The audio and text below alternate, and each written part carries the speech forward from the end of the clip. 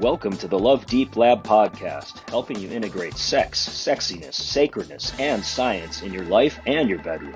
And now, your host, Dr. Stormy.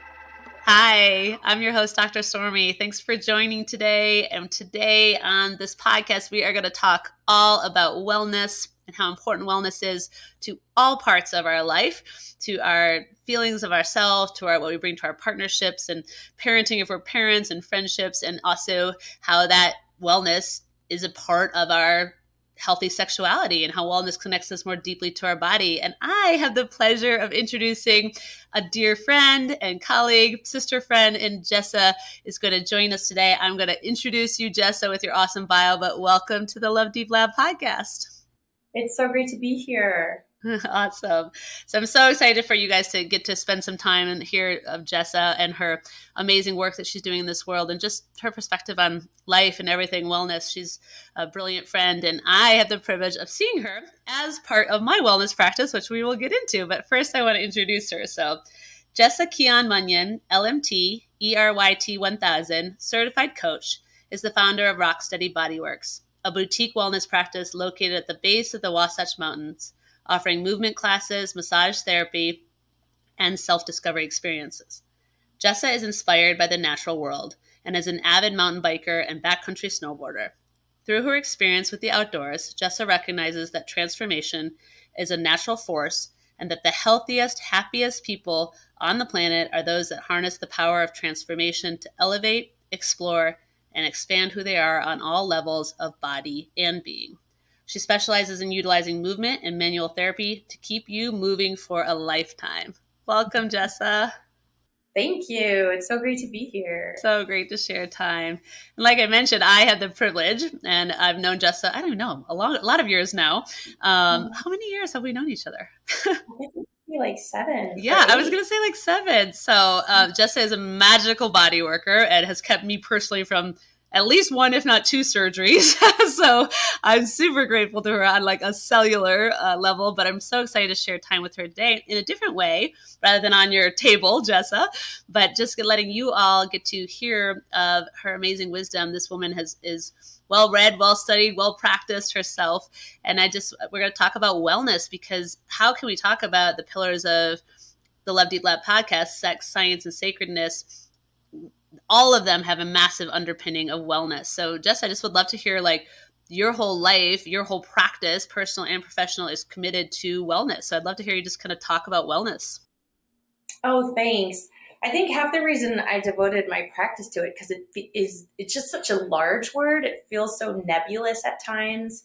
And for myself, early in my practice, I was like, well, what is this thing? It's so multifaceted. And so wellness to me, or a state of well-being, is this dynamic equilibrium, which is an always changing yet steady place where we're able to make dynamic shifts, changes, to find a steady state of being and body. And so that's really rock steady. That's what it means, rock steady. So you can find a steadiness through the highs and lows, ups and downs, the inhales, the exhales, and that we want to have total wellness, full wellness, a full circle, where there's an aspect of relational health, of financial health, of social connectivity, of communication, all the areas of your life.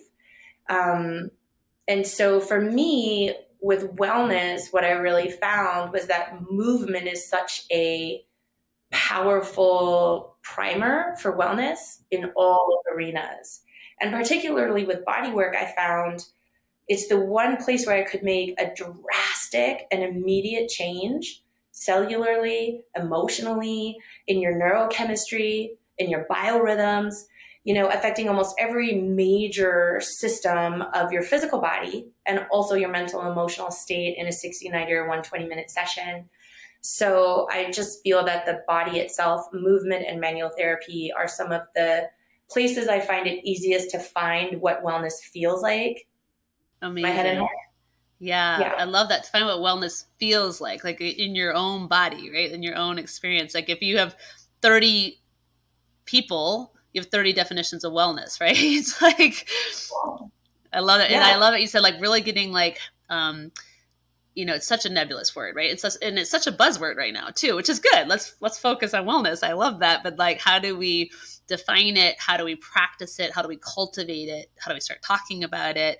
So it's, and I also love, I love the name Rocksteady. As you know, I love the logo and the name, but I love what it represents, that like, it's not a static set point, nor is it somewhere we like, ta-da, arrive to perfect wellness, Yeah, wellness is like a North Star. It's a point to orient towards from wherever it is you are. And, as I said, Rocksteady, we're here, and what we believe is you were built to move for a lifetime, and that there's always a way to move. And that might be in your mood, in your mental state, in your emotional capacity, or in your physical capacity. And so often, through private movement sessions or Pilates or yoga that we do here, or a body work, is such a unique thing, as we all lead these dynamic full lives, to have a one-on-one session where for 60 plus minutes we can really focus on you and whatever it is you need to get cleared or work through, so that you can orient back to that point, that North Star. And it'll be there your whole life. And it does look different. I think here, in my definition of wellness, we're really looking, I've lived in a lot of places, and I got to spend a lot of time in Asia and in Africa and really get a broad perspective of wellness as something to tend to through your whole life. Like you said, not a static definition that you hit once and you're there, yet something you can evolve through periods of your life. If you're right post-surgery, we might have a different type of bodywork session or breath session or movement session than when you're fully recovered 12 or 15 weeks later and ready to crush, right?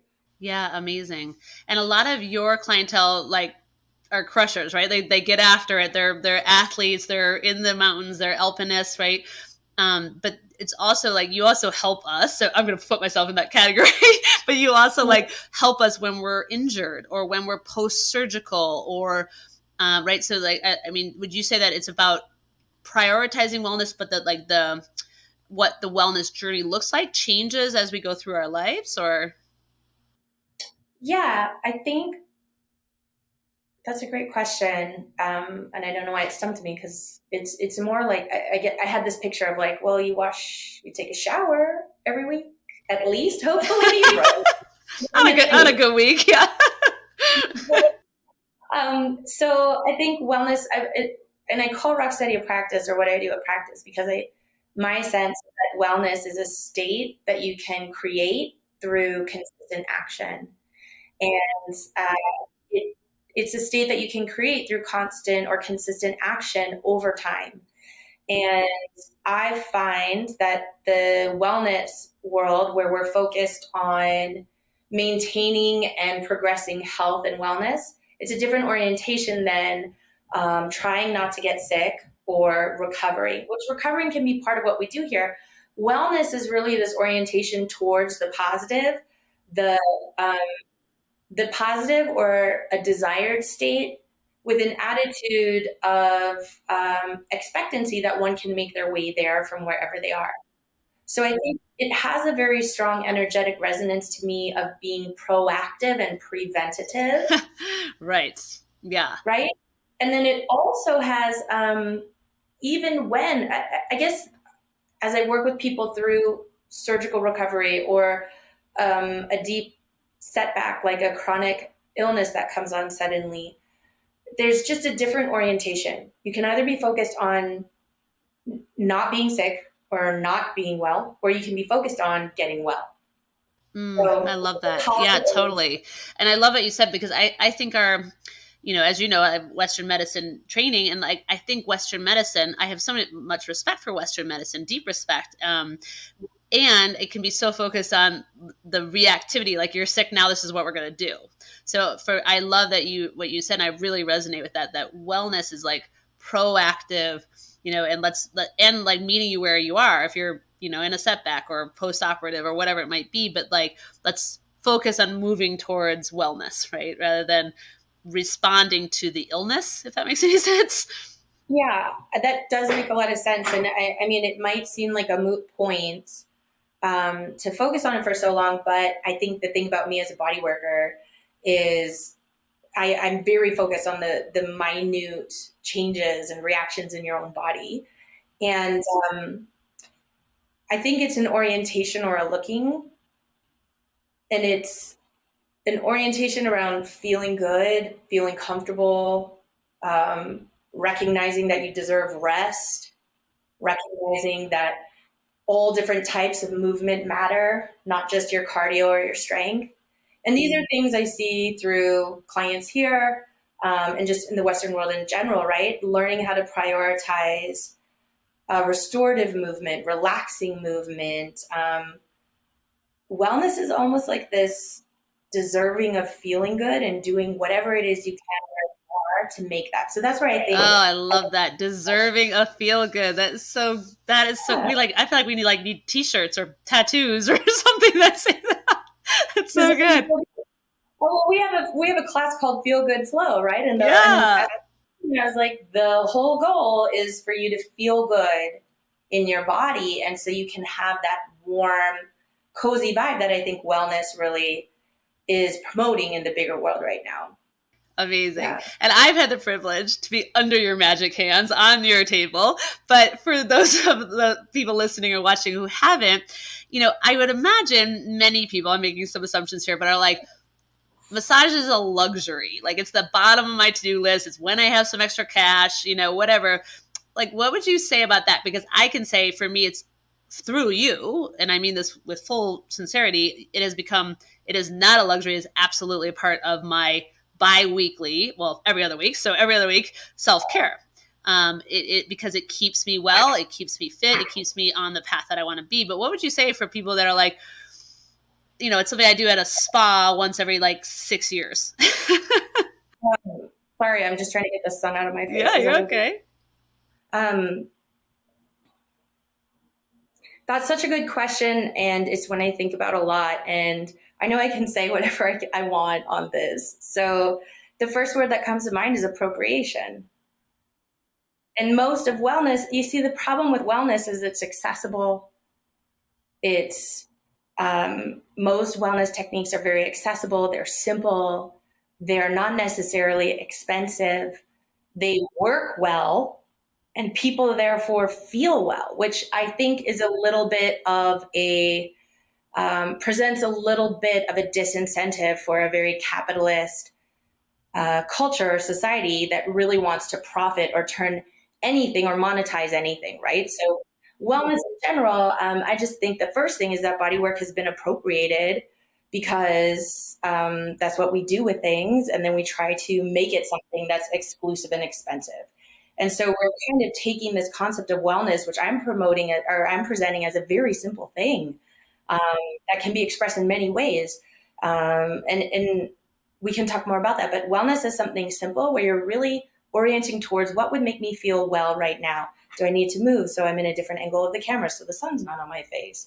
My legs are uncrossed. So I get excited just talking about it. Do you want a hot drink or a cold drink? Because I think it really engenders a deep level of self-trust, of self-deserving, of a deep intuitive knowing of what works for you and what doesn't. And so bodywork is an ancient modality that exists across culture. It's thousands of years old, whether it's through Ayurveda massage or Lomi Lomi massage from the Pacific Islanders or Shiatsu from Japan or Swedish massage. What we see is bodywork is probably one of the first forms of medicine, and that people naturally turn towards touch when they're hurt, right? Like the first thing a kid does is touch their arm.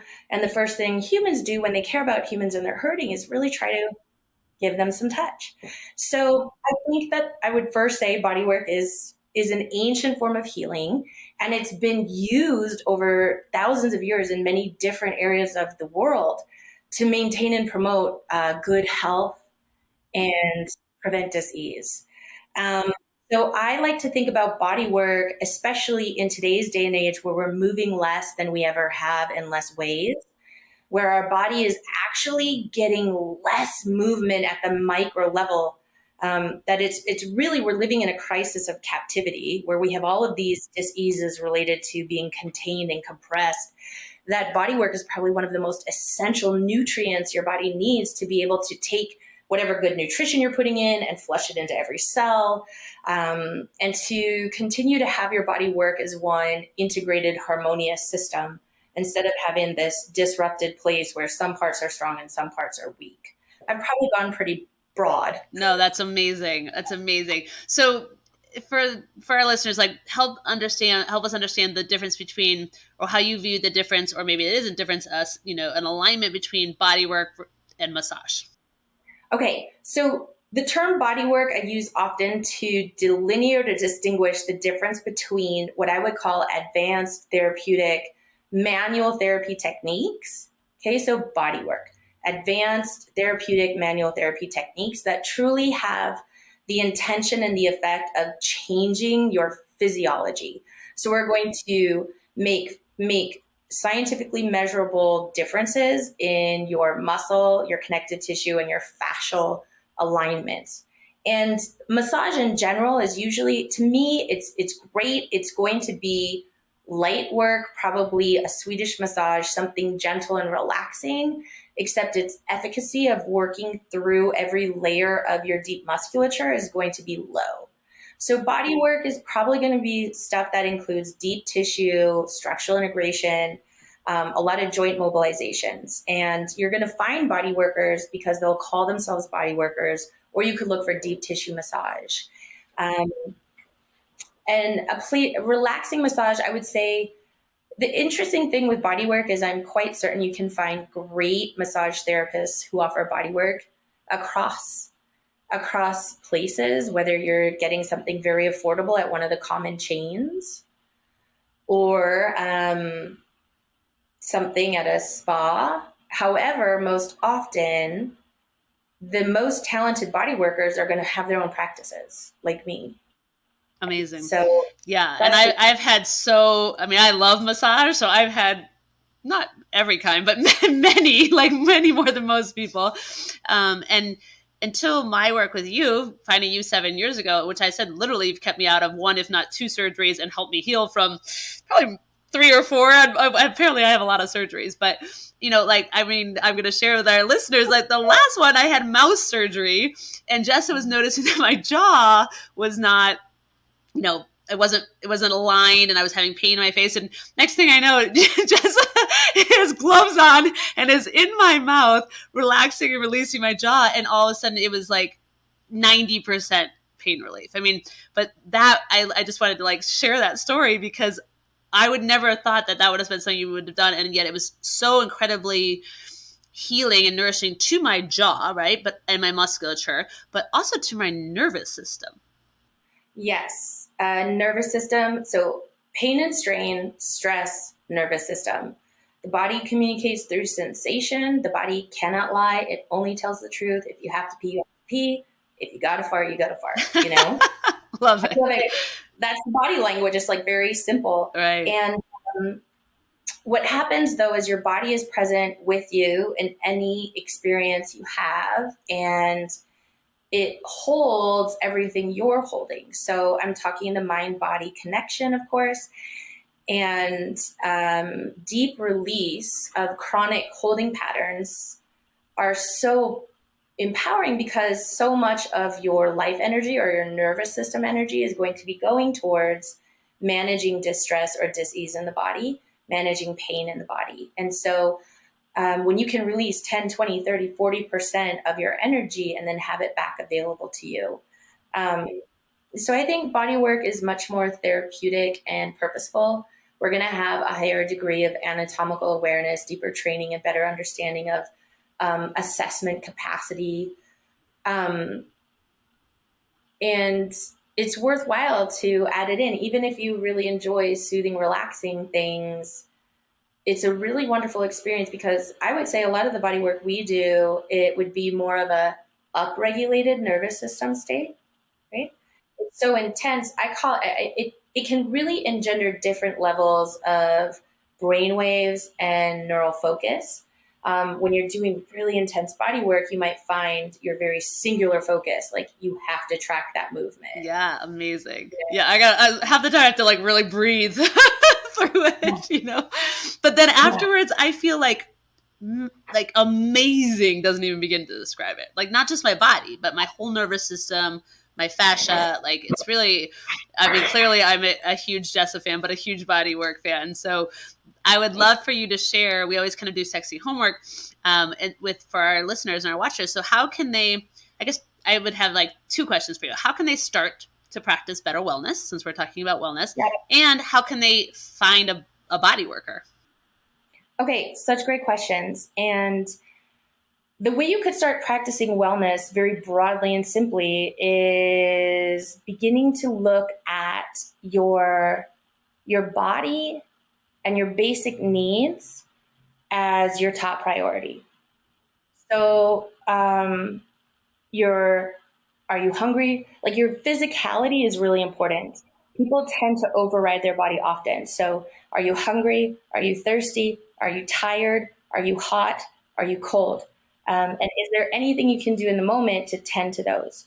So that's really simple practice. Of course, that's a really basic one. And I really want to point it out because a lot of people already know about breath work, meditation, mindfulness, yoga, Pilates, and work. And I really want to make it simple and say that a body regulation is part of wellness. Can you help your body regulate and maintain that state where it feels good? So beautiful. And I love that because that practice is available to us always. Everyone, everywhere. Are you hot? Are you cold? Do you need another layer? What does your body really need to be comfortable? And can you give that to yourself in the moment? That is so profound and yet so simple. I'm just checking myself on that. I'm like, but also like note, it helps me to like gauge where I'm like maybe in crusher mode with work or exercise and I blow right through some of those cues. Right. And so instead looking at it as a nourishing practice to be like, what does my body need right now? Maybe it needs a killer hike. Maybe it needs soft, gentle yoga. Maybe it needs to sit on the couch and take some breaths. Maybe it needs a cup of tea. Right. Like I love that idea of noticing what it is your body. And I love it. You said earlier, the body never lies. It can't. It can. And so I think what I find, given that I work on high achievers and confident and capable movers like yourself and people who are really up to big things in their movement in the world, we can actually learn how to override our bodies. And a lot of athletes and a lot of us, no pain, no gain, get that last set. We've actually been taught to override our body, which I find engenders distrust. Because your body is actually saying, hey, stop. And then we say, no, go. And so we're tired, but we keep working, right? We have to go pee, but we're still in the meeting, so we don't. So every time we don't acknowledge or listen to the body cues that are asking for attention, temperature regulation, hungry or thirstiness, those things, we have an opportunity to create a relationship with our body where our body can become a voice at the seat of directors in your head, where it's not just your rational mind or your discipline to get to the class, but it's also like letting your body have a seat at the table of when you make decisions, and hearing that engenders a deep level of trust from your cellular body, your muscles, your bones, to you, the being. And then the interesting thing is when you have that attentiveness to those very basic wellness tools, with more self-trust, you have a deeper intuition and your body tends to go further with you. Oh, I love that. That is an amazing practice. I asked you for our listeners and our viewers, and I'm like, shit, I'm gonna do that more often. So thanks so much for sharing that. That's really profound. Awesome. Yeah. And how, no matter where they are, would you recommend finding a body worker? No matter where you are, I would recommend you can probably Google's your best friend.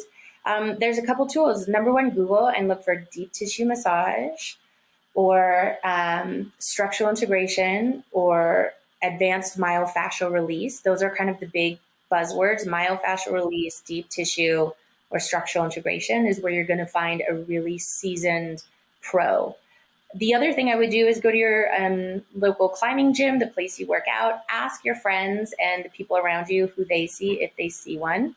And I'm just going to say it, if where you get started, for every level, because I do want wellness to be accessible for everyone, you can go to the massage therapy schools in your community and they'll have a clinic. And then those are the places I would start. That's awesome. Yeah. Thank you so much for that. It's because it can be a little overwhelming, especially if you've always well, if body worker is new to you and you thought massage therapist, right? Like, so I really appreciate you shedding light on the difference. And I love both, but I do not think of you as my massage therapist. I think of you as my body worker and my little injury helping ninja. Totally. That's awesome. Amazing. So we also, with our guests on this podcast, do a little speed round. So Jessa is not prepared for this, doesn't know what I'm about to ask her, but are you ready, Jessa? I am. Okay.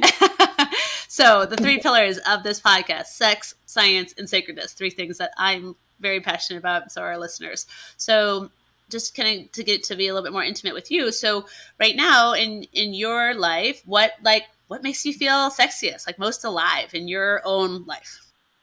Oh, what makes me feel sexiest? And alive? I mean, my hair. You have amazing hair. Like great hair. And you have great hair. I usually have to go up for Bodywork, so it's like, anyways, to have my hair down. Amazing. And and free. Amazing. Give it a little shake. Just give it a little. Awesome. Amazing. Beautiful. For those of you who aren't watching, Jessa has a gorgeous head of hair. So. And I mean, it's kind of par for the course.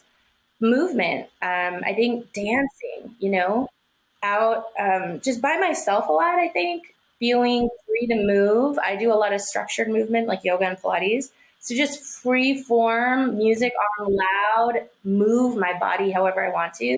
Amazing. Love that. Yeah. So beautiful. That unstructured is so I don't know. It's just like uncharted territory for me where I don't know where it's going to go, where it's going to lead, but it always feels amazing, Yeah. And I mean, it's a little, I'm like, whoa, I'm not that comfortable. Yeah. So it's amazing. Beautiful. Out of my comfort zone. Good. Awesome. And science, like what right now in science just like lights you up? You can't read enough or learn enough about it. What feels really exciting to you right now?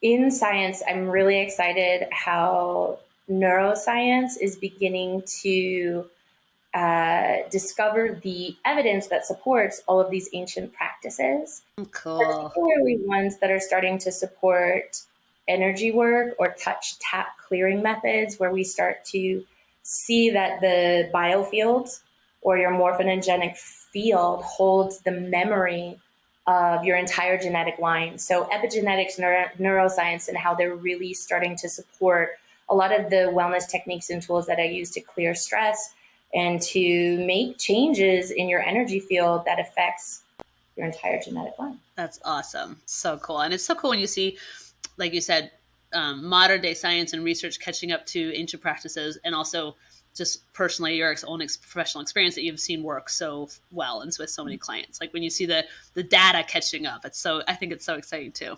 Yeah, and evolving it, right, too, because like Wim Hof, like we've talked about some of the cold therapy and breath therapy together. So I think it just moves the entire practice forward, where we're getting new techniques along with more backup. Totally. Now, and then like the next step is let's get insurance companies on board.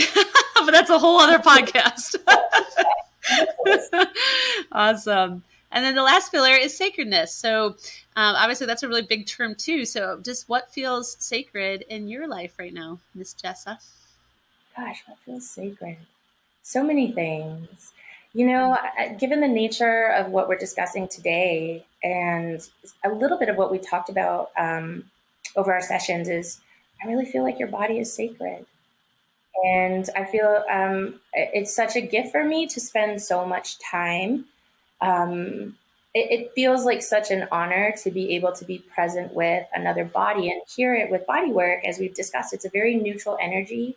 It's non-sexual, and it's such a necessary. I feel like most humans get the most kind of neutral, positive touch when you're a baby.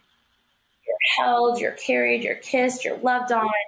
And then I sense that really fades away and becomes very, very tiny hugs, tiny gestures. But to be able to spend 60 to 90 minutes where you are either receiving on the table, like I do often, or giving, an opportunity for someone to have an experience that's positive, that feels good, and that allows them to deepen their own connection to their physiology. feels like a very sacred energy to hold.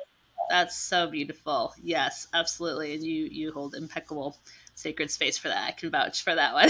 So amazing. Beautiful. So before we close, how can our listeners and our viewers find you, follow you, work with you, all the things? Oh, awesome. So you can find us we're here in Utah in Holiday. If you go to our website, rocksteadybodyworks.com, you'll be able to hear more about what we're up to, and you can schedule sessions with us or come visit our studio. And then we're also on Instagram at rocksteadybdub, and then I'm at Jessa Munion. Awesome. So I will put all of that in the show notes.